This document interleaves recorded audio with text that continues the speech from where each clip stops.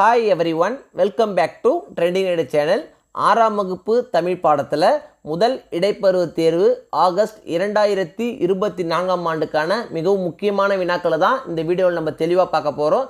இந்த வீடியோவை ஸ்கிப் பண்ணாமல் பாருங்கள். அப்போதான் எல்லா முக்கியமான வினாக்களையும் உங்களால் தெரிஞ்சுக்க முடியும். அது மட்டும் இல்லாமல் எக்ஸாமில் வரக்கூடிய எல்லா கொஸ்டின்ஸும் அட்டன் பண்ணி நல்ல மார்க் ஸ்கோர் பண்ண முடியும்.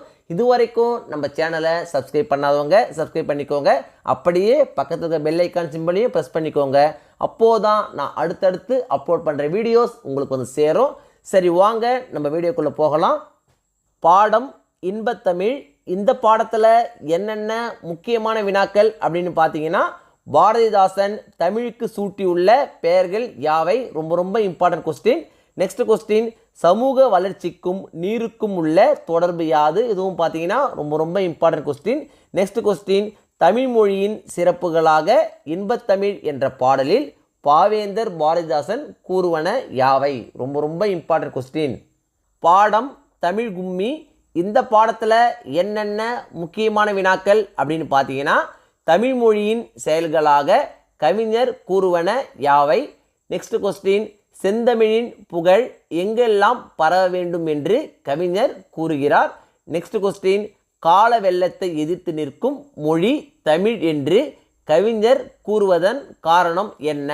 ரொம்ப இம்பார்ட்டன்ட் கொஸ்டின், அடிக்கடி கேட்கக்கூடிய ஒரு கொஸ்டின். பாடம் வளர்த்தமிழ். இந்த பாடத்தில் என்னென்ன முக்கியமான வினாக்கள் அப்படின்னு பார்த்தீங்கன்னா, தமிழ் ஏன் மூத்த மொழி என்று அழைக்கப்படுகிறது? ரொம்ப இம்பார்ட்டன்ட் கொஸ்டின். நெக்ஸ்ட் கொஸ்டின், நீங்கள் அறிந்த தமிழ் காப்பியங்களின் பெயர்களை எழுதுக. நெக்ஸ்ட் கொஸ்டின், அக்ரிணை பாகற்காய் ஆகிய சொற்களின் பொருள் சிறப்பு யாது? இது பார்த்தீங்கன்னா ரொம்ப இம்பார்ட்டன்ட் கொஸ்டின், அடிக்கடி கேட்கக்கூடிய கொஸ்டின். ஸோ இந்த கொஸ்டின் நீங்கள் அவசியம் படிச்சுக்கங்க. பாடம் தமிழ் எழுத்துக்களின் வகையும் தொகையும். இந்த பாடத்தில் என்னென்ன இம்பார்ட்டன்ட் கொஸ்டின்ஸ் அப்படின்னு பார்த்தீங்கன்னா, தமிழ் இலக்கணம் எத்தனை வகைப்படும்? அவையாவை? ரொம்ப இம்பார்ட்டன்ட் கொஸ்டின்.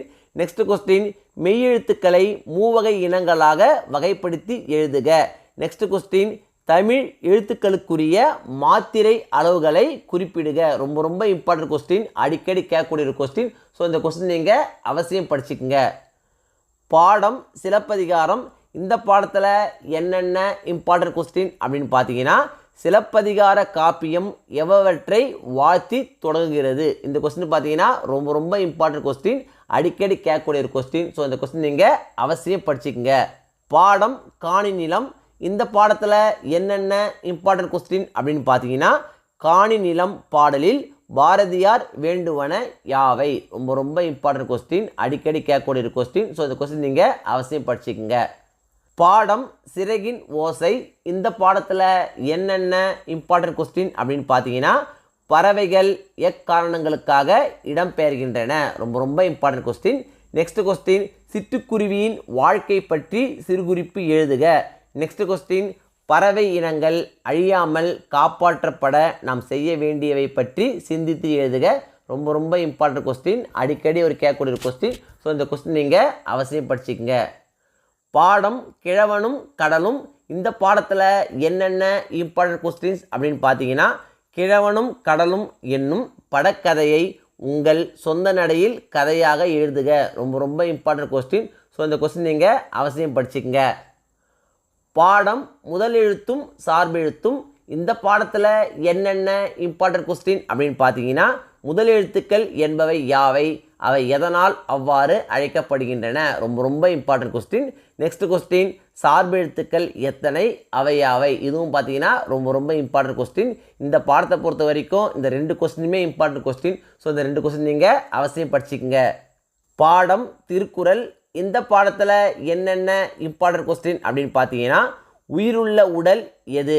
நெக்ஸ்ட் கொஸ்டின், எழுத்துக்களுக்கு தொடக்கமாக அமைவது எது? ரொம்ப இம்பார்ட்டன்ட் கொஸ்டின்.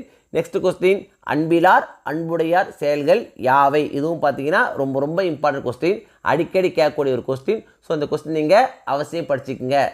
ஃபஸ்ட்டு மிட்டம் டெஸ்ட்டை பொறுத்த வரைக்கும் இந்த வீடியோவில் நான் கொடுத்துருக்கிற இந்த கொஸ்டின்ஸை மட்டும் நீங்கள் படித்தா போதும். எக்ஸாமில் வரக்கூடிய எல்லா கொஸ்டினும் அட்டன் பண்ணி நல்ல மார்க்ஸ் ஸ்கோர் பண்ண முடியும். 1 மார்க்ஸை பொறுத்த வரைக்கும் இம்பார்ட்டன்ட் 1 மார்க்ஸ் அப்படின்னு படிக்காதீங்க. எல்லா 1 மார்க்ஸையும் படிச்சுக்கங்க. அப்போது தான் 1 மார்க் செக்ஷனில் உங்களால் ஃபுல் மார்க்ஸ் ஸ்கோர் பண்ண முடியும். இந்த வீடியோ நிச்சயம் உங்களுக்கு யூஸ்ஃபுல்லாக இருந்திருக்கும்னு நம்புகிறேன். இந்த வீடியோ உங்களுக்கு பிடிச்சிருந்தா லைக் பண்ணுங்கள், கமெண்ட் பண்ணுங்கள், மறக்காமல் உங்கள் ஃப்ரெண்ட்ஸுக்கும் ஷேர் பண்ணுங்கள். வேறு ஏதாவது டாபிக்ஸில் உங்களுக்கு வீடியோஸ் தேவைப்பட்டாலும் கமெண்ட் பாக்ஸில் போடுங்க. தேங்க்யூ. தேங்க்ஸ் ஃபார் வாட்சிங் my channel. See you in the next video.